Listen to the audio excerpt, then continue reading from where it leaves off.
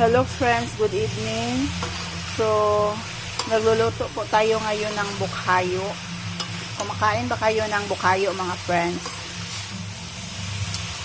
This is coconut na hindi pa siya masyadong matigas.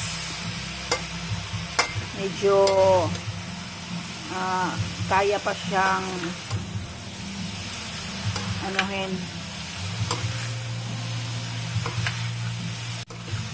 coconut na hindi pa masyadong matigas mga friends. Ito ang ginagawa ko na bukhayo. So in 3 pieces of coconut, young coconut, not so young, medium medium age of coconut. So 3 pieces of coconut, grated coconut.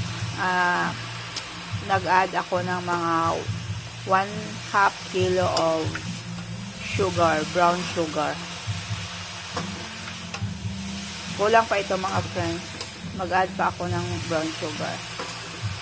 So masarap ito mga friends kung magawa kayo ng bread. So ilagay niyo sa bread. And then, panghimagas rin, kung gusto ninyo. Masarap ito mga friends. Lalo na kapag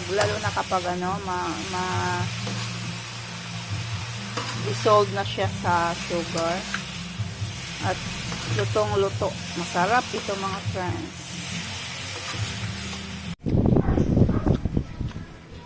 Ito na po ang ating bukhayo mga friends.